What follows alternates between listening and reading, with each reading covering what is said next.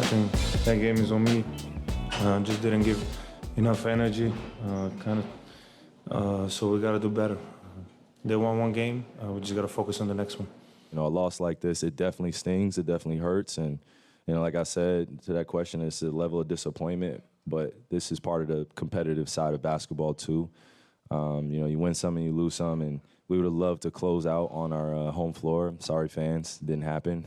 You know, I think, you know, moving forward, now we know this is just us getting to know one another in stressful environments like this. First time closing out to go to the NBA Finals.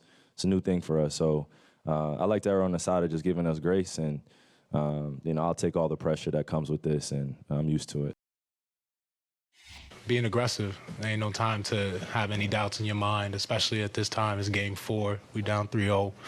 There ain't no time to have any doubts. I'm going to go out there, be aggressive, shoot my shot like I've been doing all series, and be confident in every shot I shoot. What does just getting one mean to you, just to get on the board here and extend the series? We get another chance to get another one. Pretty simple. You told somebody in the hallway you're seeing for game 6. Where does that confidence come from? What am I supposed to say? I'm supposed to say we're going to lose game 5? No, I'm not going to never say that. Michael Parsons, you know, he was rocking the AE1s, and I told him he wears size 14. I'll bring back some nice shoes for game 6. That's what I told him.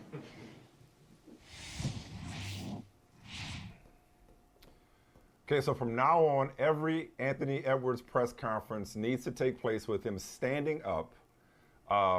That was very Freddie Mercury using the whole nightstand-ish. Just right, like, you know, that was great. I just added to the effect. Like, you know, like I'm so relaxed right now. Like, yeah, sure. One more question on my way out. Like, we coming back for game 6. Yeah. Just like I told the locker room folks in Denver and he had the that we were mic coming back. Okay. He grabs it. He grabs the whole That's mic perfect. stand and then lifts it up. And then lifts it up to get it a little bit closer too. Just the presence of mind. The presence of mind. You asked yesterday why we've crowned this kid so fast. That's why. Because he's a king.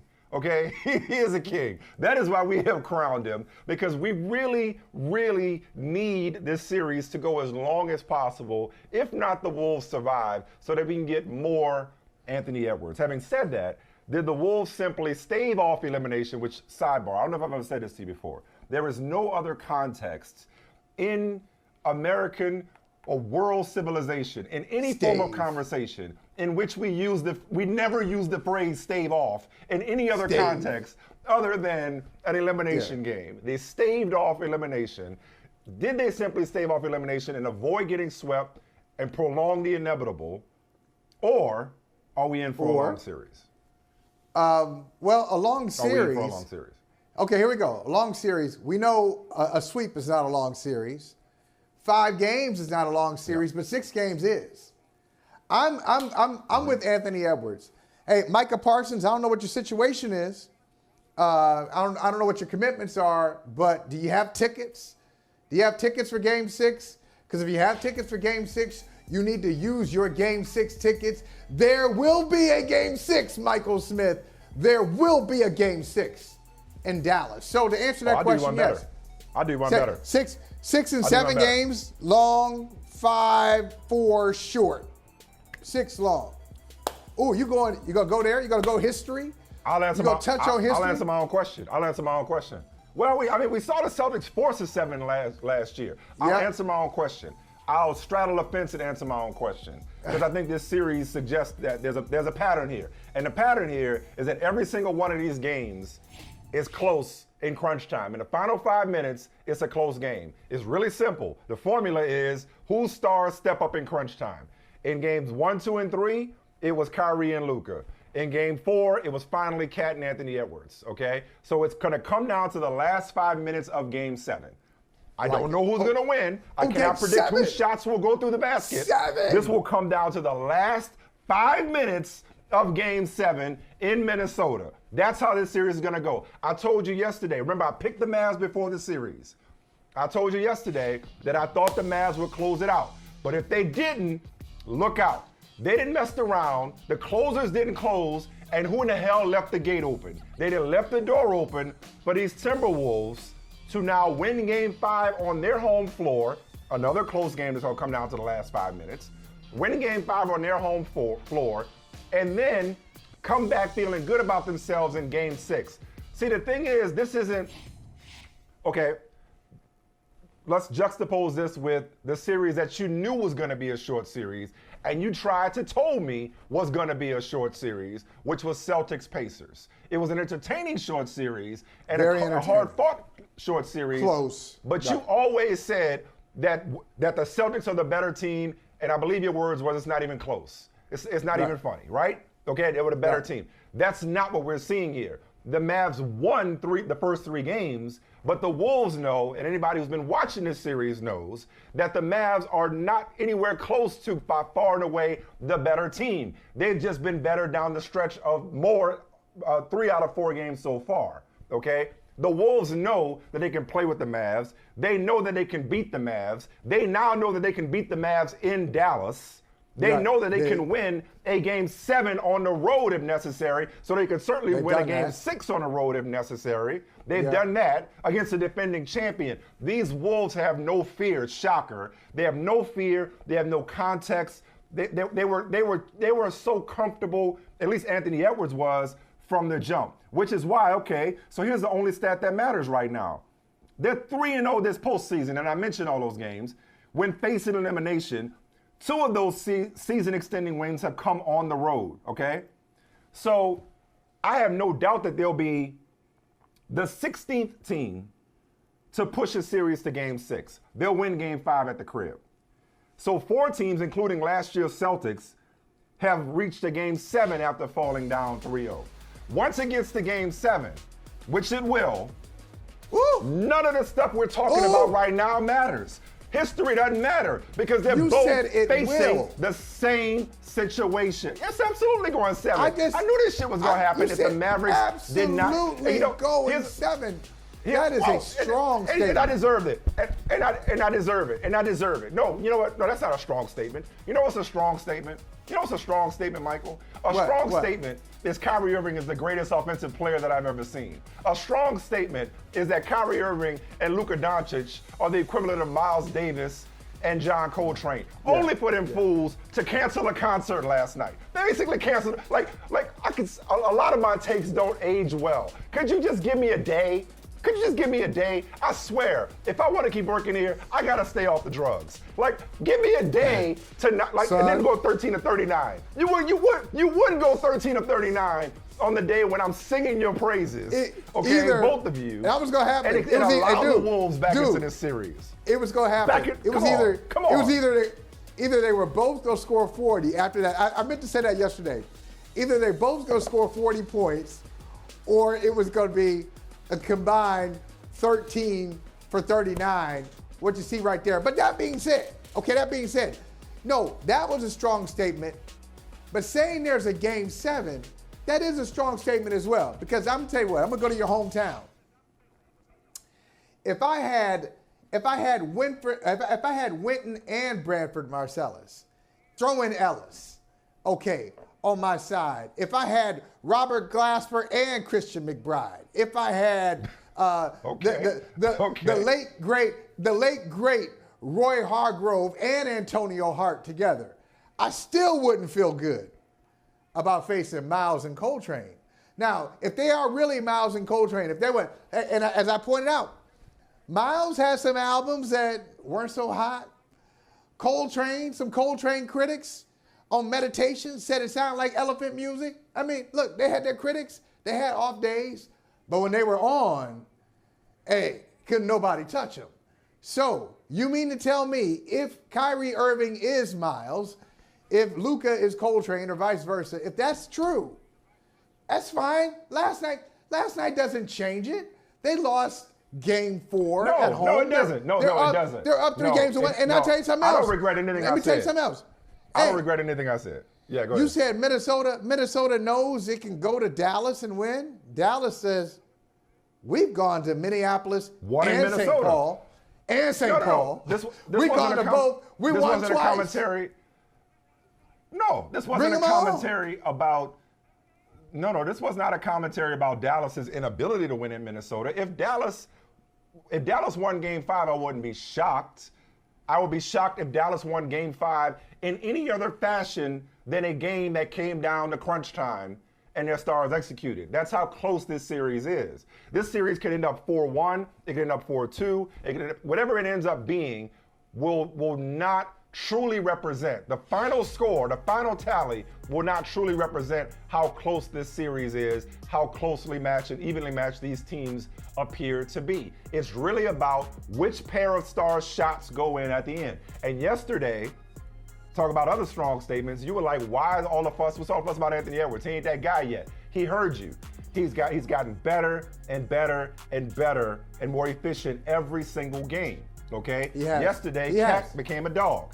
Yesterday, Cat was a dog when they needed him. He was that dog that they needed him to be when they needed him. Rudy Gobert had his moments. Like they finally stepped up. Meanwhile, Miles and Coltrane, a couple of notes were off.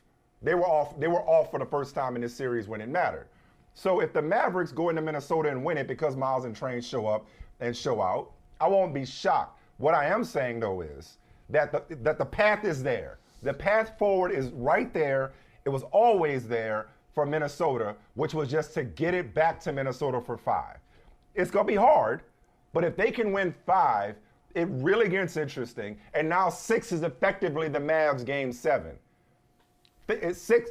Closeout Kyrie gets a chance to rebound from his first closeout game loss in the postseason. Because if they don't, it's easy to see it. It's easy to see it playing out this way. Given how tough Minnesota has played and just hasn't been able to close at the end, they finally broke through yesterday. Why can't they win 5 and 6? Why can't they win 5 at home? Not far-fetched. Why can't they win 6 in Dallas again and force a Game 7?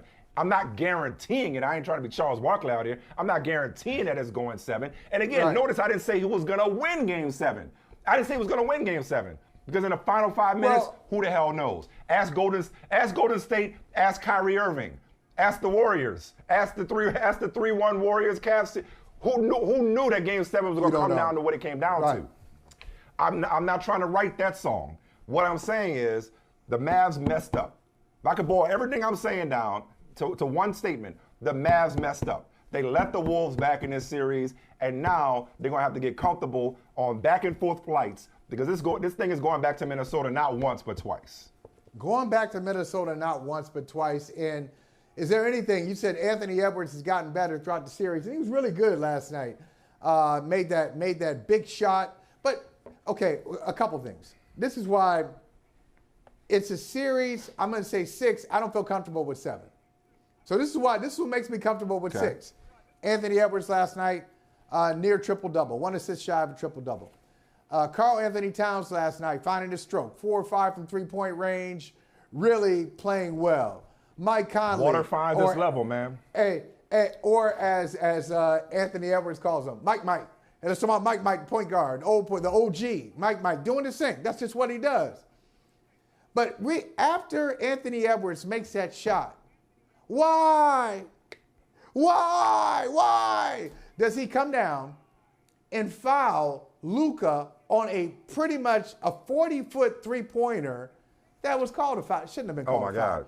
But see, so they do things.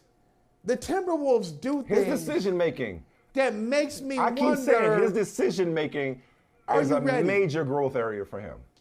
Yeah. His decision-making is with the ball in his hands, remains a major growth area for him. If I'm picking nits on one of the best young superstars we have in our game, in our league, his decision-making with the ball in his hands. There are so many times when I'm yelling at the screen, my wife yelling from upstairs, like, why are you screaming? I'm like, pass the ball. Kick it out. Pass the ball. Okay? Stop trying to go 1-on-3, 4 or 5.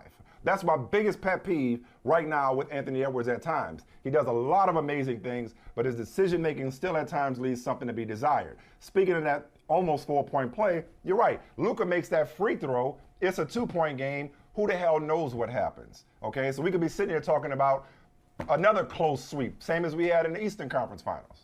And you said Cat was a dog last night, a dog who still is, don't chase the car. Don't chase that car. You're not going to catch it. Don't do it. Right. Don't do it. Here we go. Okay, won't do it this time. Sit there, calm. Then here comes the car, and the dog goes after him. Karl Anthony Towns, for a 7-footer, he commits some of the silliest fouls I have ever seen for a guy that size. And I keep saying a guy that size because some of the fouls are fouls you'll see from guys who are 6'3" and 6'4". Man fouls. Right. Yeah. You're reaching in and you slapping what? Right. And I know Anthony Edwards jokes with them about, hey, what did I tell you about fouling? But there's truth in every joke. He got railroaded a bit last night, kind of, sort of, in the big picture when I think foul number 4 and foul number 5, where he gets a flagrant on it. You remember this? His elbow pops out. He didn't do it on purpose. Elbow pops out. So it was a foul, but then they turn it into a flagrant 1. And I'm thinking, do y'all watch other games? Because Minnesota, Dallas, you sure. You didn't get this yesterday. You know where I'm going. Go ahead. I know where you're going with this. You didn't get this. You weren't able to vent yesterday. Go ahead. So, a guy got elbowed yesterday, and it's a flagrant 1. That seems logical until you say the night before. The night before, T.J. O'Connell got slapped in the face by Jaylen Brown. He really like with his whole hand. Even back when slapping was fashionable, we didn't do that. So really, his whole hand got up. He was reaching for the ball, missed the ball, hit T.J. O'Connell in the face. Then O'Connell hit the deck hard. So just like 2 violent things happened. I'm not saying they were intentional, just like the elbow wasn't. Violent? Oh my God! Anyway, okay, it was a violent. Here we go. Violent. I didn't say malicious. I didn't say malicious. It was emphatic. Violent. It was violent. Hey man, shit happens. He was reaching for the ball. That was one of the best pieces of officiating that I've seen in a long time. Was not assessing a flagrant foul on Jaylen Brown in that situation. I'm not lying. The use of you can't slap somebody. So Black thought we losing. So TJ. So he didn't slap him. So Cole Black thought we losing grip on what garbage means. Like everything ain't got to be reviewed. Everything ain't got to be a flagrant foul. I'm sorry. For God's sakes, it's the playoffs. He was going for the ball. You know what? And he inadvertently hit him in the face. Sorry. You know what? I mean, come inadvertently hit him in the Not face. a flagrant foul. And you know who's sitting there watching that saying, oh, cool, that's a common foul? I'm good. Common foul? I'm good. Draymond watching that be like, okay, good. Okay, all right. No. Nobody unnecessarily kicked somebody else in the junk. Nobody choked anybody out. Okay, no. We're not talking about his category. Hey, back to the Nurkic thing. Back to the Nurkic. Oh, I didn't do it on purpose? Okay, no. My fist just ran into his face. His face was in the wrong place. I'm not talking about his bullshit. That's common sense will tell you that was intentional. What Jaylen Brown did was clearly accidental. It was unfortunate. O'Connell hit the deck hard. So therefore, what I'm saying is that shouldn't have been a flagrant. Nor should the one for Karl Anthony Towns last night. Like flagrant, we use flagrant way too loosely. Way too loosely. We have watered down flagrant fouls. These dudes don't even get their money's worth for actual playoff hard flagrant, no easy basket fouls, sending a message fouls. We don't have that anymore. Like we legislated that out of the game, especially in the playoffs. I want to see hard fouls in the playoffs. I want to see somebody jump up and get in somebody else's face in the playoffs. So I disagree with you about the O'Connell foul. That should not have been a foul. Or that was called, I'm sorry, that was called properly. I beg your pardon. Okay, so help me out. It's not a flagrant, in your opinion. They didn't call it a flagrant because it wasn't intentional? It was intentionality. Like if he had done it on purpose. No, he was going for the he was going for the ball. No, because I don't think you can judge intent necessarily. Okay. That's a slippery slope to try to judge intent. He was going for the ball. It was a basketball play. It was a basketball play. But he missed. It was an accident. It was an accident. So accidents, even though it's an accident, even though you didn't mean to do it, the consequence is enough where we have to do something about it. We know you didn't mean to do it. Well, we think you don't. Well, we don't even know that because we can't judge intention. All I know is you were trying to go for the basketball. You mentioned that, and you wound up with You mentioned that McConnell hit the ball. That hit the ground hard. Hard. That can't be like you're like, oh man, that looked bad. He hit the bar. Like, okay, yeah, he was in the air. Jaylen Brown was going for the ball. He hit McConnell in the face. Like, okay, but that was a basketball play. Like he said Colin foul. Okay, Michael, that was sorry. hilarious. Sorry. You know what a foul includes? A foul includes contact. We got to be talking about some form of contact for it to be a foul. It wasn't flagrant. But go back to last night, though. Like, all right, you want to talk about the McConnell foul yesterday. I get it. Officiating, you hate you are big on officiating. I know that is the hill you will die on, how bad NBA officiating is. I know what you're saying. I don't hate him. I don't hate him. It's just I'd like to see. I'd like some explanations. I think I need more clarification on why they make the decisions that they make. That's all. Because really officiating right now, I'm not even going to complain about it, Michael, because if I'm in the league right now, if you're a coach or you're a player in the league, you can get your money's worth. You can go in, and it's not really going to cost you. Like I said, hey, Jamal Murray, last series, Jamal Murray throwing stuff on the court that could have hurt people, that only cost him $100,000. Like, he really could have taken somebody out of the series. It only cost him, and he didn't get suspended, $100,000. Rick Carlisle in the Knicks series questioned the integrity of not only the officials, but the entire league. Of the entire league saying like, small market, we feel like a small market team should get a fair shake. Hey, wow. It only cost him $35,000. $35,000. So why not? Go for it. Yeah. If you're going to do it, go ahead. The officials have actually shown players and coaches some grace because they haven't gone all out and recommended that these guys be thrown out of series or be suspended or cost, $200,000, $250,000. It's actually a pretty good deal right now for officials. But Karl Anthony Towns is a foul magnet. So I have a hard time seeing them going to Game 7. I can see them winning Game 5 in Minneapolis at Target Center. I think that may be a game that doesn't come down to the last 5 minutes. I can see that being a game where they win, they actually blow them out. They, put them down by 15 or 20. So in short, you're questioning whether Mavs or not in 6. Mavs in 6. Whether or not the Timberwolves are smart enough, or whether they have the poise. Yeah. Okay. Poise. I'm sorry. Is that degrading? Yeah. I'm talking about basketball smart. I'm talking about. Come on. I'm not talking about their actual. Come on. You know that. Yeah. And anybody thinks that I would be talking about that. Like, I mean, maybe it sounded bad. Sorry if it did. I mean, like, do they have the poise, the decision making? Do you see a scenario in which Cat commits an untimely foul, or Anthony Edwards commits an untimely foul, or takes an ill-advised shot, or what have you? It sounds like, despite maybe this isn't. We've been talking about this a lot with this team, and we had a conversation with Vinny. I want to say this time a week ago or 2 weeks ago. I forget when it was.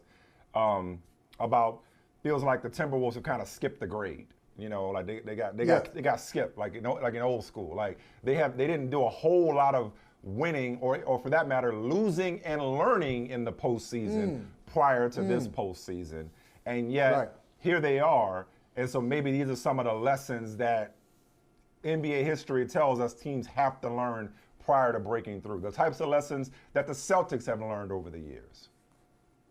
Yeah, same thing. I feel like the Wolves are probably more talented. Like, across the board, the Wolves are a better team. They should be.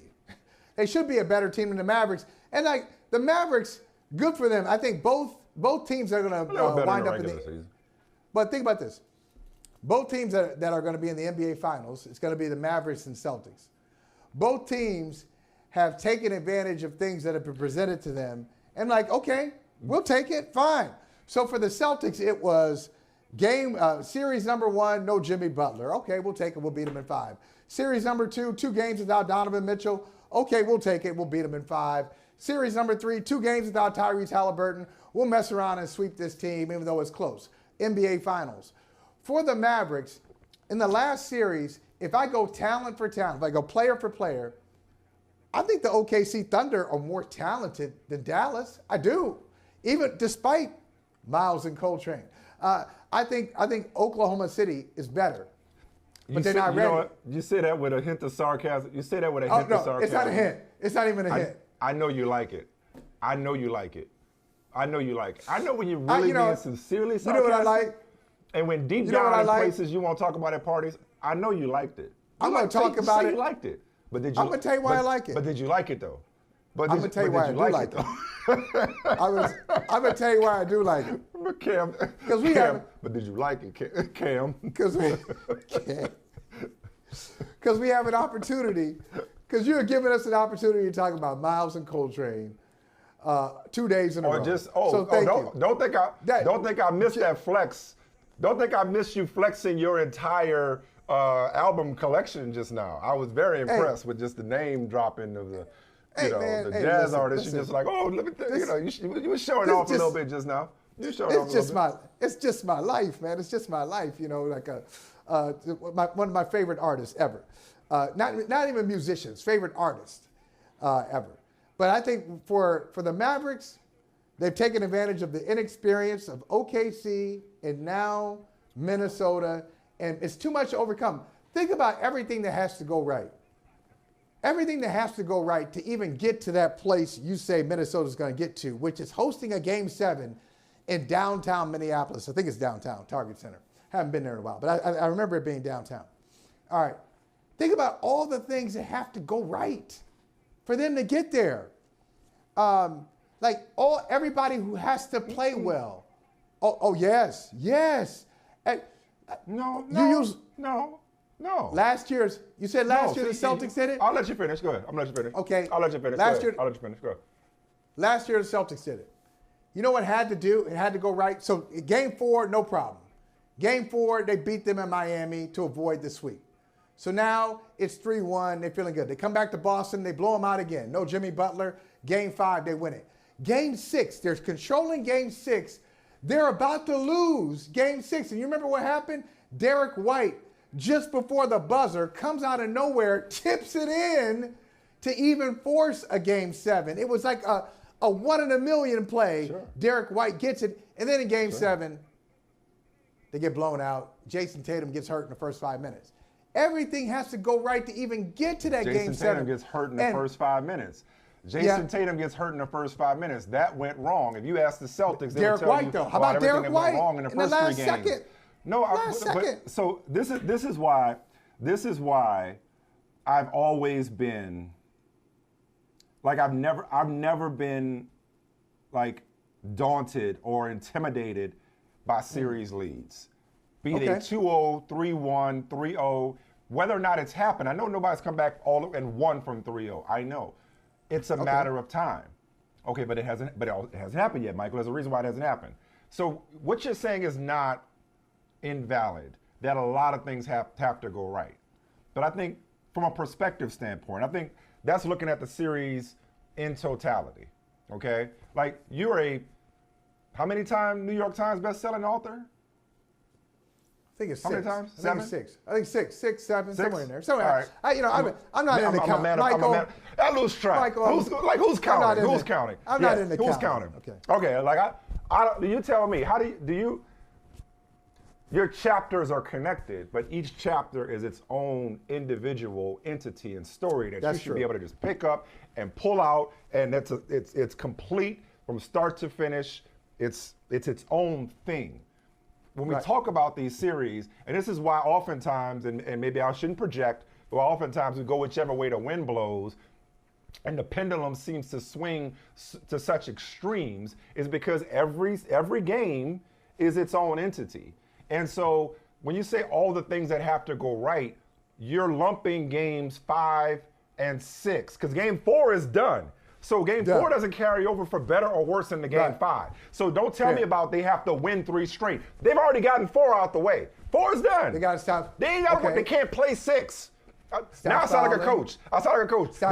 They can't play game 6.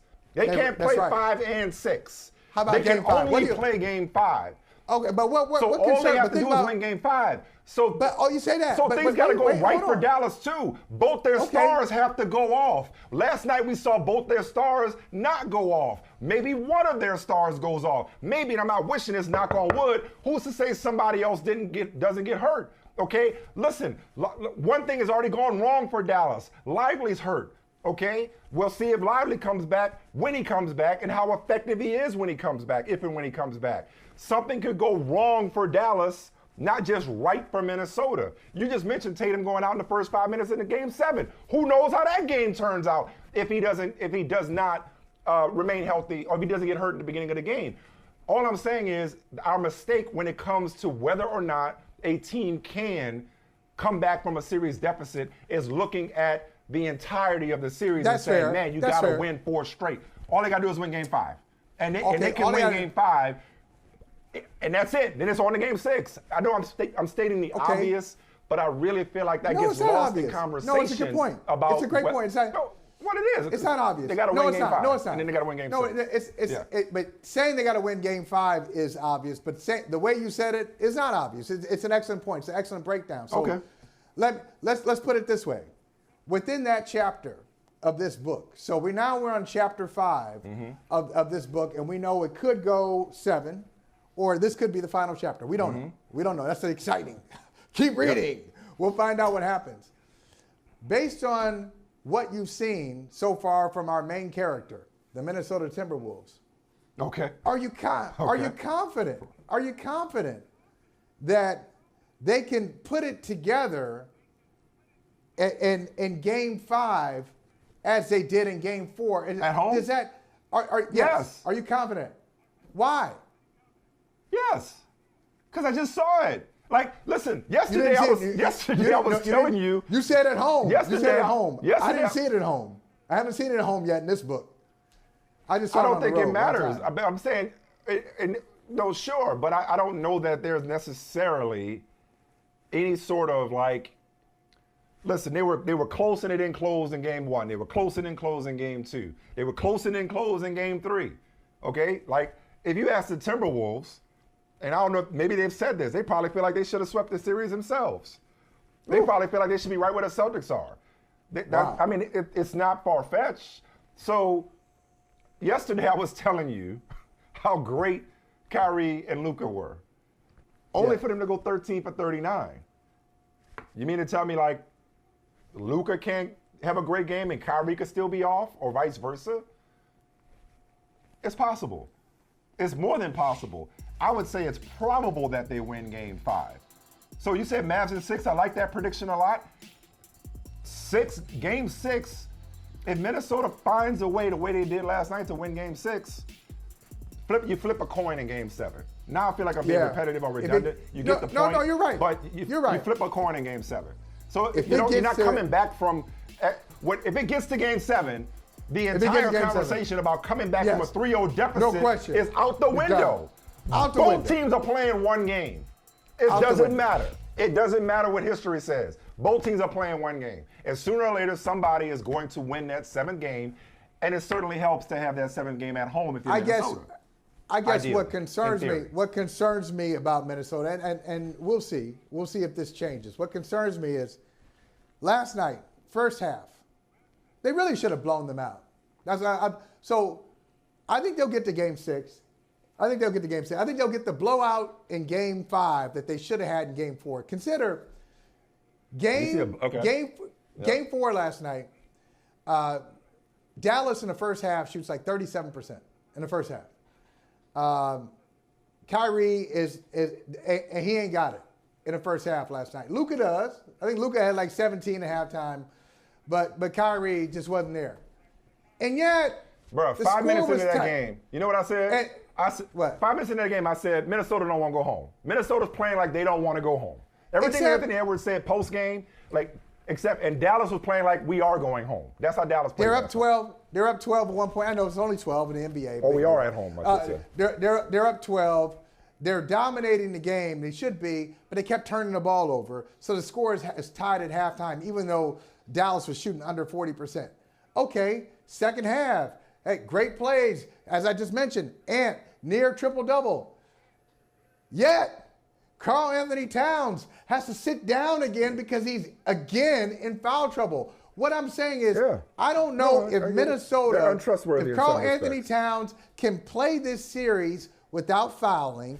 I don't know if Minnesota can play this series and develop overnight the poise. Sometimes, you know where poise comes from? Just like wisdom. People, like the wisest people you know what they have? They've been through some pain. They've been through some life experiences. They've made some mistakes. And now they're the wise ones that we go see. They're the oracles that we sit at their feet and listen to them. But they've been through something, and that's how they got there. I feel like Minnesota is going to have to go through this. They're going to have to take this L before they get that wisdom, before they get that poise that they lack right now. I just don't see it happening.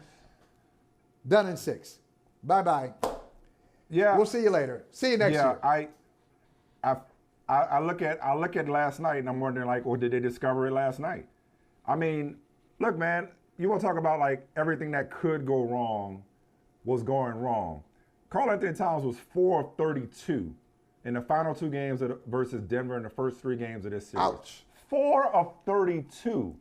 Ouch. 4 of 32. So like that. Put that in the category like everything that could go wrong for Minnesota was going wrong. They were never going to beat Luka and Kyrie with Karl Anthony Towns shooting like that.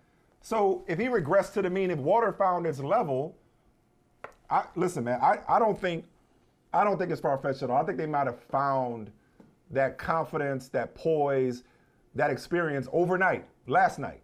They may have already found it overnight and last night. Okay. I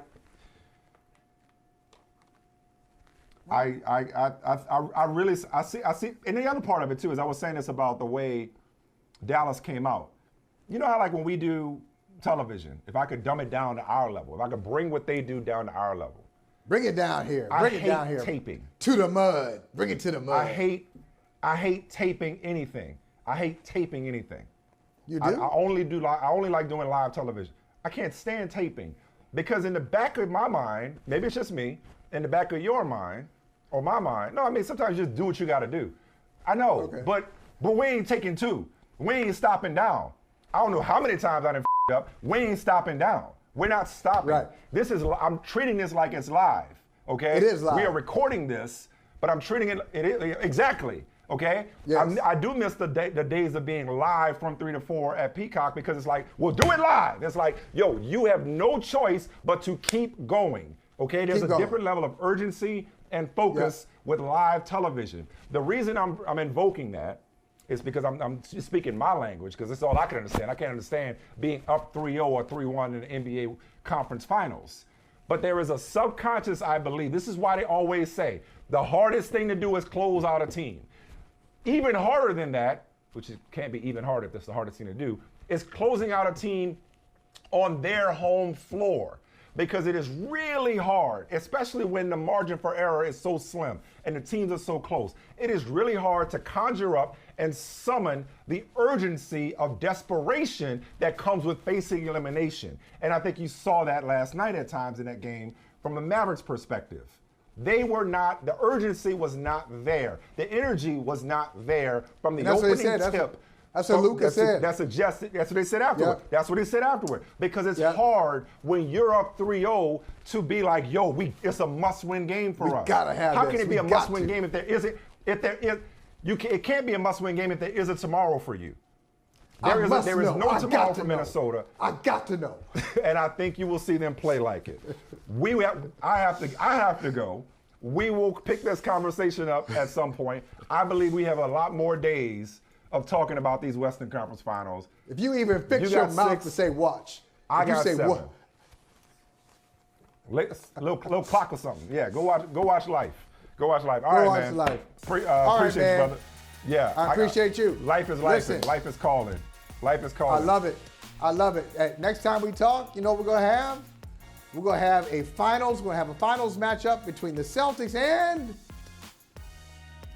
who? Go ahead, say whoever wins the last 5 minutes of Game 7. Come on, man. Whoever makes shots in the last 5 minutes of Game 7. Listen, you need to say the Wolves. I can't call it. If you think it's going, listen, I'm going to take your pick then. If this thing goes 7, okay. Mavs in 7. Mavs in 7. No. If it goes, it ain't going to be Mavs in 7. It better be Mavs in 6. It's got to be Mavs in 6. Because if it goes 7, it's going to be the Wolves. Two things can be true. I can tell you it's going to be a long series and the Wolves have life. but I'm not going against the pick I made to start the series. Why would I do that? They're up 3-1. Come on, why not? I'm going with the Mavericks, and here you go. As Here you go. situations- History repeats itself. History repeats itself. Guess who makes a big shot? Kyrie Irving makes a big shot in the clutch in Game 7 on the road. There you go. As There's your story. information, There's your story. as Prince. information changes, therefore your opinion has to change. So does my opinion. Yes. Right. Hey, I was gonna go this road, but the road is closed, so now I got to go in a different direction. Go ahead. If it goes 7, Minnesota in the finals. Didn't you pick Minnesota anyway? I think I did. in the beginning of the series. I think I did. Yeah.